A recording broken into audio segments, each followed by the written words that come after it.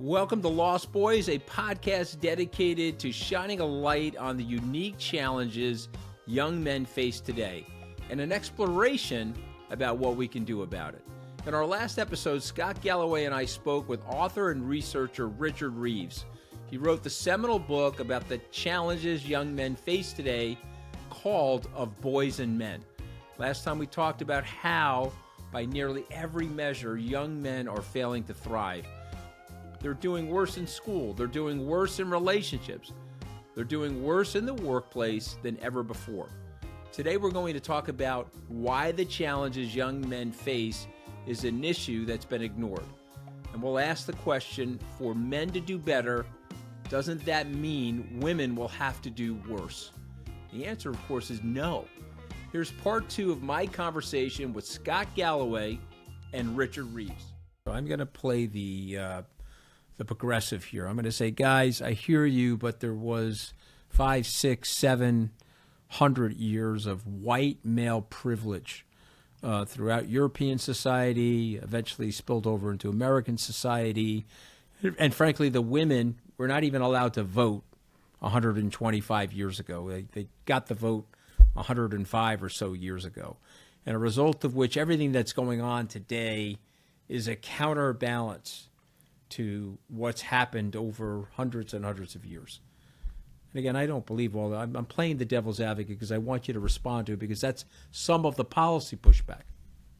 Well, it's some of the resistance that you get to the conversation, which, until you have the conversation and get the data, you can't even have the conversation. You can't have a conversation about solutions to problems that people aren't agreed are problems, right? And of course, it's uncomfortable to start talking about boys and men when we still know that there are so many things still to do for women and girls, and because of that history. But just because it's uncomfortable shouldn't mean we don't do it. The failure to have the conversation has been a huge problem. And actually, look, let's put it very bluntly. Yes, it's true that we've had a society where most of the inequalities went the other way. Do we now want a society where we don't care if we just reverse all of that? Like, either we care about gender equality or we don't. And right now, there's a bigger gender gap in US colleges than there was in the 1970s. It's just the other way around. Right? So women are further ahead of men now in college than the other way around. Now the question, so we cared about it then, when it was women who were behind. The question is, why would we not care about it now, when it's men who are behind? And if the answer is, well, because they've had their turn, it's our turn now, that's a horrific way to think about communities. It's zero-sum, it's pessimistic, and by the way, it won't pass muster with mums.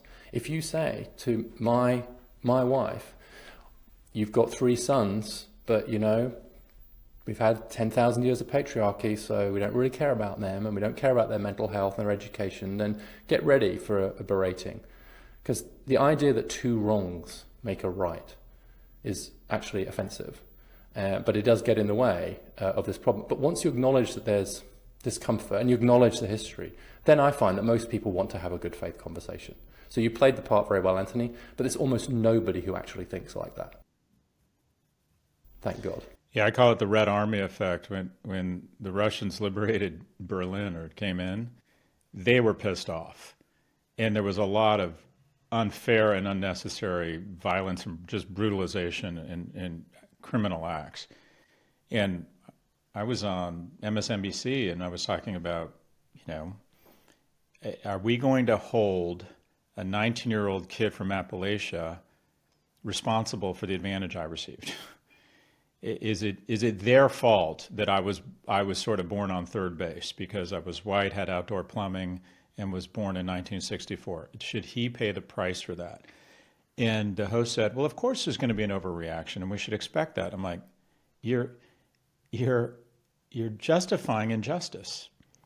But the flip side of that is that I think the people on this podcast, having recognized the advantage we did, the unfair advantage we had, it's so weird. I don't know about you guys. At the time, I didn't even realize it was an advantage. I was raising tens of millions of dollars in my late 20s and early 30s in San Francisco in the internet generation. And I didn't stop to think, why are no women or black people raising money? Is it because they don't want to be entrepreneurs? It just never dawned on me. I didn't think I had advantage. And then as I've gotten older, I recognize I had enormous advantage. So I feel as if we do have a debt, and we have to try and make sure that people of all genders, races, have the same types of opportunities we did. But also at the same time, I think we have a debt to say, okay, if a young man doesn't have a fraction, if it's gone from advantage to disadvantage, we also have a debt to those young men and young people. But I have been shocked at people's willingness to accept, well, your dad and your granddad had big advantage, so we're going to penalize you. I mean, that just makes no sense. Yeah. Yeah, we don't need to throw anybody under the bus, do we? That's the problem. Is the debate? No, absolutely not. But I'm just who are we going to throw under the bus here? You know, that's the pushback, and I think you've done a good job of rebutting the pushback. But let's talk about the moms. Moms are very concerned. And I'm not trying to inject politics into this thing, but people thought that Vice President Harris was going to do better with women. It turned out that 54% of the white women voted for Donald Trump. And when they did the exit polling, 47% of all women voted for Donald Trump, 54% of the white women. They did the exit polling. They said, well, we voted for our sons. We sort of feel like the playing field has gotten unbalanced. The rhetoric in the community, the language usage, the threat to white men, we voted for them. So let's talk to the moms for a second. So Richard, what would your message be to a concerned mom? Let's use the three children. She had three sons, ages 10 to 14. She sees the anxiety in them. She sees this cultural shift. What do you say to her, and how do you get her to feel better, and how do you get her to do actionable things that help them? If you're worried about your sons, you're not alone. You should be worried about your sons, and you should be worried that the education system and broader culture is not serving your sons very well. And so you should absolutely acknowledge that that is a real concern, and that we're not going to get anywhere by pathologizing her boys and saying there's something wrong with them. There's a slight problem in schools in particular where boys are treated like malfunctioning girls. It's like, why won't they sit still? Why aren't they more like their sister? Why aren't they more like their female classmates? Right? And so if you feel that the education system is not quite working, or society is not, you're right. And then I would say, so are you advocating for more male teachers? Are you advocating for more technical work at school? Are you doing the changes? Great, I hope so. And then I would say, but by the way, that's not because women are doing better. It's not because the woke feminist left have taken over the world and have a conspiracy against men. This is largely the unintended consequences of some policies that we have to address. And so what's happened is that the more reactionary message is boys are struggling. We're not paying enough attention to their concerns. That's because the woke feminists have taken over. And the problem with that argument is it's only the third that's wrong. The first two are absolutely right. And so I see this as partly a reaction on the part of many parents to a sense that the political establishment, especially on the left, has been woefully neglecting the real problems of boys and men, and at worst has been pathologizing them and blaming them for their own problems. And there is enough truth to that to make a very strong political argument. Scott and I were among the people banging our head against the brick wall to say, for the love of God, talk more about what's happening to boys and men. Talk more about what's happening to boys and men, particularly to those on the left. And on the right, we would say, have some positive solutions for boys and men. And so I'd say to that mum, you're right to be worried, but don't fall into the trap of somehow blaming women for the problems of your boys, which, by the way, most people do not.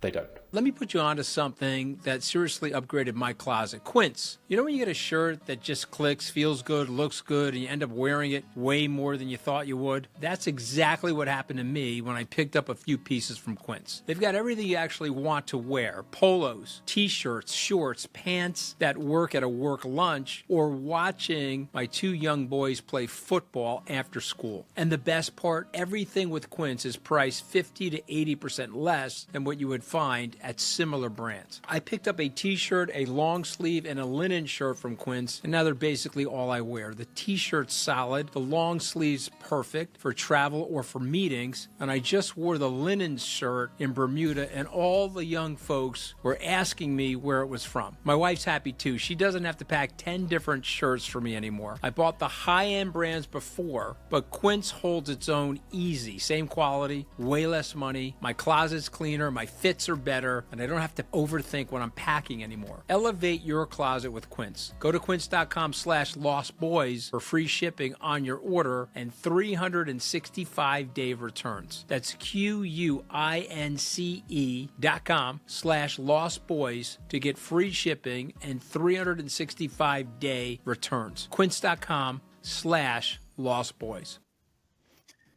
But Anthony, and you'll have a view here. I think that Donald Trump was reelected because of this issue. And if you look at the three groups that pivoted hardest from blue to red, who switched, it was first and foremost Latinos. The second group was people under the age of 30, who for the first time aren't doing as well as his or her parents were at the age of 30. That's never happened before. So they're like, okay, I feel rage and shame in my household because I can't move out. I don't want the incumbent. I don't care who the incumbent is. I just don't want, you lost me at incumbent, or the establishment in Trump painted Harris and Biden as the incumbents pretty easily. And then the third group that swung hardest from blue to red with respect to 2020 versus 2024 was women aged 45 to 64. And my thesis is that that's their mothers. So when your son isn't doing well, you don't give a flying fuck about territorial sovereignty in Ukraine. You don't care about transgender rights. You just want change. And let's be honest, he represented change, and he flew into the manosphere. He wasn't apologizing for men. He wasn't pathologizing them. He was crypto, rockets, Joe Rogan. I mean, he flew, he said, I call him President T. This was supposed to be an election, or the election was supposed to be a referendum on women's rights. I thought it was going to be. Guess what? Women's rights didn't show up. It just didn't show up. What showed up was mothers and young people saying, the kids are not all right. So I don't care. I just want change, even if it means chaos. And the example, I went to the Democratic National Convention. It was a parade of special interest groups. Make sure we have a disabled veteran up there. Make sure we have Asian Pacific Islanders up there. Make sure the gay community gets a mic. Everyone, every topic. Well, maybe someone needs to tell the president that this may be one of those black jobs, just all these righteous, and I'm inspired by that stuff, and I can see why it gets us excited and ginned up. No one got up there and talked about the struggles of young men. And if you go to the dnc.org site, the Democratic National Committee's website, there's a page that says who we serve. And it lists 16 demographic groups, from Asian Pacific Islanders to veterans to disabled, immigrants. I counted it up. I think it adds up to about 74% of the population. So when a party says we're purposely and explicitly advocating for 74% of the population, you're not advocating for 74% of the population. You're discriminating against 26%. And guess who that 26% are? Young men. So the Democratic Party basically instituted into its policies a bias against the group that, quite frankly, is arguably struggling the most. And what do you know? Young people, including young women who want more viable young men, and their mothers, who had traditionally been Democratic voters, swung towards change and chaos. I don't know what you think, Richard, but I completely agree with every word of that. And by the way, like or dislike Donald Trump, he's got good political instincts. He's still hammering that. We've had a plane crash, and he's talking about DEI policies facilitating it. Whether that is true or not, it hammers the bludgeoning, if you will, of the issue. Yeah, he's consistent. I guess consistency on that, but Yeah, I shared Scott's frustration. And in fact, somebody told me when the Democrats put out their economic opportunity agenda, somebody said to me, look at the photographs of Harris and Walz meeting voters and see which demographic you think is missing. And I couldn't quite believe it. But every single photograph features female voters. There isn't a single man. It's like... I got myself in trouble because I said about the Democratic convention to one of the senior leaders, I said, I watched it on TV. If I was an alien coming in from Mars, I would have thought that the only people on planet Earth were blacks and women. Because the only people they were showing on the television. And they got really mad at me for saying that, and what's so infuriating about this is that I think too many people felt that in order to be credible with women, they had to ignore these issues. And I got to tell you, like I talked to some super progressive young women, and I said, as long as they continued to talk about the issues you care about, reproductive rights, whatever, would it upset you if they also launched a campaign on mental health of young men, a campaign for male teachers, a Coach for America program to connect young men to underserved communities? If Tim Walz stood up and gave a speech saying, we have a plan for our young men, would that upset you?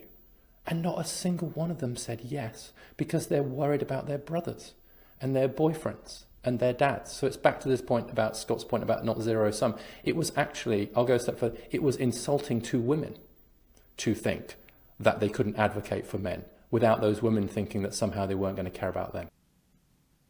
Let me key off of the Coach for America, and I agree with what you just said, because that's where I think we need to go. I think that there needs to be a system, and I've said to Scott, I call it belay. That's the term when you're rock climbing and you're trying to help somebody up the rock mountain. You're belaying with each other. The system of coaching. What would the components be, Richard, if you were going to devise a system of coaching? I love that belay idea, by the way, because it speaks to this idea of helping each other up, and actually of men and older boys helping and mentoring kind of younger ones. So it's a beautiful image. Well, I'd just point to start with some facts, which is that one of the reasons I care about male teachers is because between 30 and 40% of male teachers are also coaches. And so if you want more, and there are lots of schools now where there just aren't enough coaches, and the share of boys doing sport is going down. That's what the Aspen Institute Project Play work shows, is that we're seeing fewer boys doing it. So what would it look like? First of all, more in schools. I think we should pay teachers a lot more, period, but we should definitely pay them more for doing extracurricular. I think we need to find ways to encourage volunteering through things like Big Brothers, Big Sisters, etc., so that underserved communities can connect to young men who are looking for a coaching opportunity, get past some of the suspicion that we've had around all of that. And there are organizations doing this, to be clear. But I think that the underlying message has to be, to young men, we need you. The tribe needs you. I've come to believe that there is always a contest for the allegiance of young men. The question is who wins it. I think young men always need a bit more structure, a bit more script. They need a cause, an institution, a tribe, a community, a nation to become part of. And we are failing to say to young men, just addressed a group of young men, and some of them said, who should be the role model for kind of kids who don't have fathers and who are struggling? And I said, well, how about you? How about you all go out of here and volunteer for Big Brothers, Big Sisters? Find your local scout group, find your local school that will be desperate for an assistant coach for their soccer team. And then find ways to have dollars, federal and state dollars, flow to support that, because the share of men volunteering and coaching and mentoring is collapsing. And that is a disaster, not just for the men who end up lacking kind of purpose, but for the boys they would otherwise be serving. Yeah, and that goes to a call out. This is virtue signaling, but I have found it so remarkably easy to positively impact a boy's life. And that is, you don't have to be a baller. You don't have to have training in it. You know, I have boys. I now, as a practice, say, I want you to bring one of your friends. Yeah, because what's strange is, or what's interesting, even if it's not the son of a single mother, which I think corporations have a role here to figure out mentor programs for young men who have paternal and fraternal concern and love to give. They just don't know where to put it. Maybe they don't have their own families yet. Identify women in the organization who maybe have single mothers who have boys who could use a little bit of guidance or just male companionship. These boys are everywhere. And you literally like invite them over to help you wash your car. They just start asking questions. And then they get comfortable with you. And then they see that you find value in them, that you think they have worth. They start asking you questions and you can tell them very basic stuff. No, your mom's not your enemy. Stop it. Like, how often are you getting high? Well, no. Well, I'm getting high 3-4 times a week. Okay. Is that a good idea? I mean, it's just not hard. It's not hard to add a lot of value. And, you know, and there's a very unfortunate dynamic. I experienced this when I was on Bill Maher. I said, if we want more, you know, if we want better men, we have to be better men. We have to get involved in a boy's life. And I'm like, they're everywhere. And Bill Maher said, whoa, I get involved in a 15-year-old boy's life and people are going to suspect me. We have to stop that. I've said Michael Jackson and the Catholic Church fucked it up for all of us. There are a ton of good men out there, not heterosexual and gay men. When I was applying to be a big brother in LA, basically the entire due diligence process was trying to figure out, in as polite a way possible, are you gay? And the reality is there's no more greater incidence of pedophilia among gay men than straight men. So you want to check for evidence of pedophilia, but it doesn't matter what their sexual orientation is. And I think there's a lot of men out there who, there's a great, I think it's a Paul Thomas Anderson film called Magnolia, and this bartender says, I have love to give, I just don't know where to give it. I think there's a ton of really good men in their 20s and 30s and 40s who wouldn't mind hanging out with a young man or a teenager or a boy every once in a while, or including him in their family activities. But they feel like they're going to be suspected of something. And then just going very meta, and I'd love to get Richard's reaction because this is one of the few topics we haven't talked about. When I think about, I worry that we're falling into the same trap we fall into with the middle class. I feel like sometimes the right believes that the middle class is a naturally occurring organism and it'll just heal on its own if you let the market do its own thing. The middle class is an accident. You know, we had 7 million men return from World War II. They had proven heroism. They looked good. They were in shape. They were in a uniform.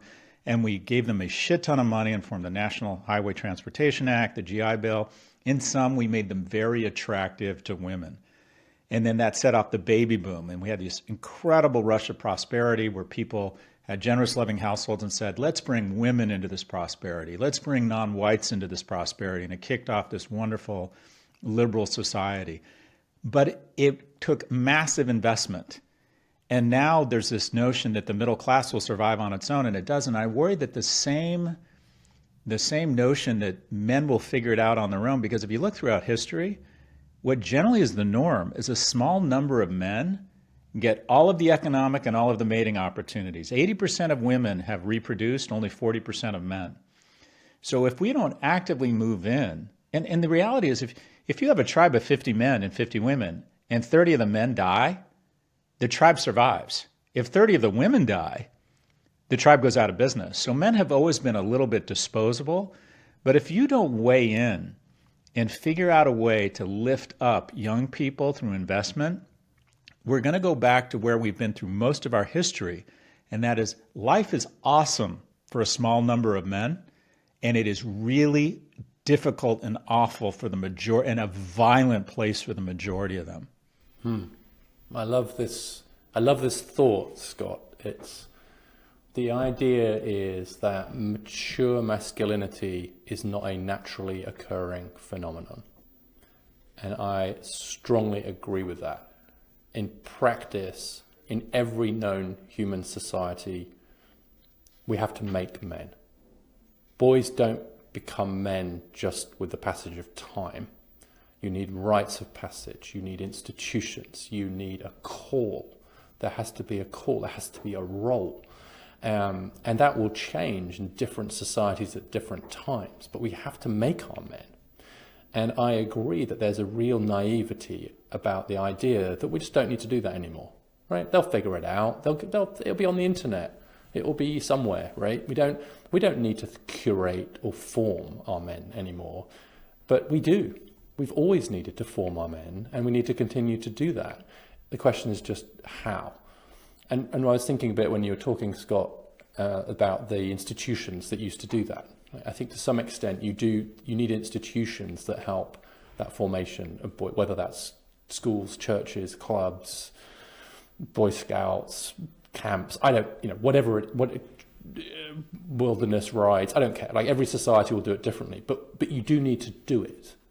It has to be an active thing, and it takes men to do it. It comes back to your point about we need men to staff those institutions and run them. And what you discover is, if you stop saying to men, we need you to come and do this, you as men to come and do this, they don't do it, and women end up doing it, which is bad for the women because they end up carrying more of the burden. But it's also bad for the men that they don't feel called by the tribe. I think at some level, every man needs to hear, the tribe needs you. And as soon as they stop hearing that call, that's when things go badly for them and for everybody else. So the question we have to answer now is, what's our call to men? What is the tribe saying to them? What do we need them for? Do we need them as fathers? Do we need them as workers? Do we need them as protectors? Do we actually need men? And I think as long as we don't, if we don't have a strong positive answer to that question, we're going to keep losing them.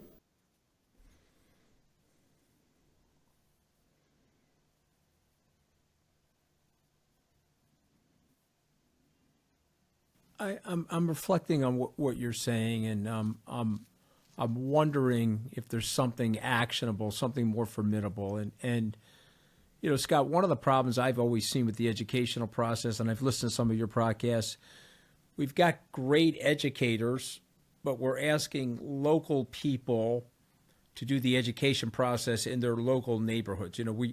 We don't have George Lucas coming in to do the stage photography or the direction of the local movie, if you will. But you could take leaders like Richard Reeves or Scott Galloway and get their wisdom imparted into the local communities. We do have the technology. We do have the skill set to do that. And I guess the question is that something that you think could catch on? Is that something that you think people would be interested in?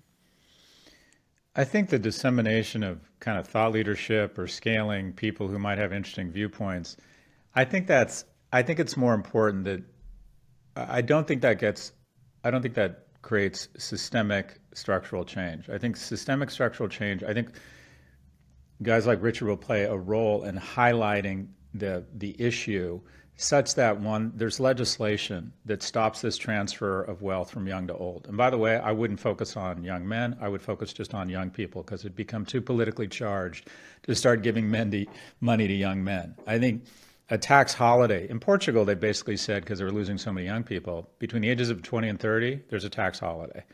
And you could justify that, one, because it wouldn't cost that much money because people age 20 to 30 don't make a lot of money. And two, we have been soaking them. They pay 6% Social Security tax up to 160 grand, which means all of them pay 6%. Meanwhile, you and me, Anthony, who make a lot more than that, we pay $9,000, right? It's a regressive tax. The two biggest tax deductions, mortgage interest and capital gains. Who makes their money from stocks and owns homes? People on this pod. Who makes their money from current income, wages, and rents? Young people. I feel like every major legislation, whether it's COVID relief or tax loopholes, is nothing but a transfer of wealth from young to old. And I think the data bears that out. So there needs to be legislative economic change. And I think there needs to also be, just at ground level, a change in the zeitgeist. In family court, all right, you're getting divorced. You realize the boy is now very vulnerable. And we're going to have programs, and it's probably easier just to have programs that focus on the kids, but quite frankly, the boys are probably going to need more help. National service. I would love to see, I was just in Israel, and I met with a battalion, 120 kids, I say kids, 19-year-olds, with semi-automatic weapons, learning how to handle enormous responsibility, work in the agency of something bigger than themselves. They're fit. they're outside, they're meeting friends, mentors, co-founders, mates. And if you look at Israel, despite the existential threats it faces being surrounded by enemies, it has some of the lowest levels of young adult depression of any Western nation. But I think the real structural change probably has to come out in the form of tax policy, things like national service, what Richard was talking about, programs to get more men in schools, more third places. I'd like to see, one of my pet peeves, remember the Presidential Fitness Awards? Okay, that was huge for me. I remember I had a growth spurt, and they put numbers on them, 1, 2, 3, and then I had a growth spurt, and I couldn't do the pull-ups, and I didn't get number 4, and I freaked out, and I started doing pull-ups because we used to celebrate strength, and now it's seen as fat shaming. Let's celebrate strength again. Let's celebrate some of the things, let's celebrate some of the things that more naturally come to men. And by the way, let's celebrate it for women as well. But we have done, I think these things need to be on a legislative and a very structural change in our society to kind of, if you will, re-level up. And I think the majority of those programs are focused on young people, not just focused on young men, but focused on young people. And the really good news here is I find when I talk about this, I'm a partisan. People know I'm a progressive or, a moderate, whatever you want to, center left, whatever you want to call it. I find this is a bipartisan issue, that you get people nodding from both sides of the aisle. There are just as many Republicans out there worried about their boys as Democrats. And so this to me seems like something that if you came up with a legislative package that said, we're going to try and level up young people specifically. You think about it, Biden didn't even want to talk about the Democrats, the Infrastructure Act. 70% of those jobs created were for non-college educated men, but they didn't want to talk about it for fear it would piss off the left wing, right? So it's a change in zeitgeist, it's a change in complexion, it's a change in the approach, but I think that it has to be real fundamental structural legislative change. Any last words? We're going to let you go in a sec, Richard, but any last words? So I agree with everything Scott said in terms of the call and the tribe needing you. I also think that there's a slight challenge, maybe it's a gentle challenge to Scott, that when you say we should focus stuff on young people, we should not focus it specifically on boys, the evidence suggests that unless you actually find a specific way to call to men, call to boys, they don't take the opportunities. They don't step forward in quite the same way. And so it's an uncomfortable thought, but the idea that build it and they will come seems to be much more true for girls than for boys. And this may now be among my most socially conservative thoughts, that actually unless you say specifically to boys and to men, we need you to do this, that they might not do it. And you can imagine people dialing in right now to say, well, there you go, you see, they won't even step up when we give them the opportunities. Cue eye roll, you're blaming women for taking those opportunities. But I just think culturally, we have to sometimes find ways to signal to boys. It's why I think things like Boy Scouts or kind of roles for men and these mentoring programs that are very specific. Like you mentioned Biggs. I don't know if I said this before, but I just signed up for Big Brothers Big Sisters as well. And where I live, the waiting list for boys is 9 months compared to 3 months for girls, because they don't get male volunteers and they've got more boys being referred. And all they've done is a general call for volunteers. So I actually think, Scott, we need a call for male volunteers. We need to say to men, we need you as men to show up. Not instead of women, but I think there has to be a specific call. Does that make sense to you? It's a slight amendment to your idea. 100%. The one question I would have for you is, if you had a magic wand to pass one law or have one program get funded right now, what would that one thing be? A massive recruitment drive for male teachers. If we can't get back to Reagan era share of male teachers, which was 33%, and the coaching that comes along with that, on current trends, we're just emptying out the class. If we can't address the decline of share, the one place we can intervene, Scott, with a reasonable degree of certainty is during K-12 education. And I actually think that the failure to act as we have emptied the men out of our classrooms is a cultural shame.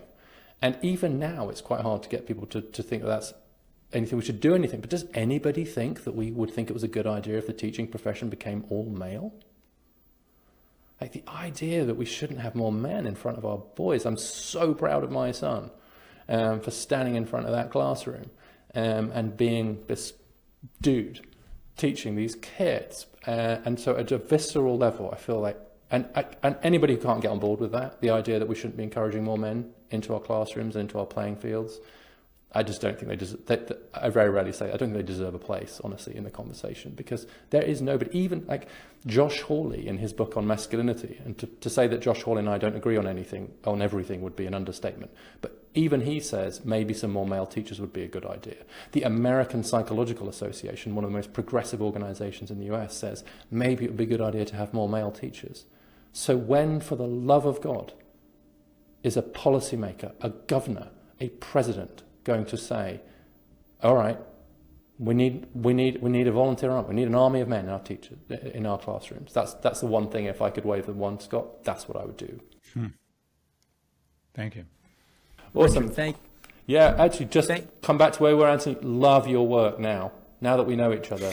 The praise inflation comes around. You're awesome. You have no idea how much I need it. Does that feel good? I'm surrounded by people that are bringing me down, Richard. No, men need to be here for each other. There we go. Thank you. We're friends now. The feeling is mutual, my friend. Awesome. Thank you Good again. to see you, hopefully you'll come back. Okay, we'll continue this discussion.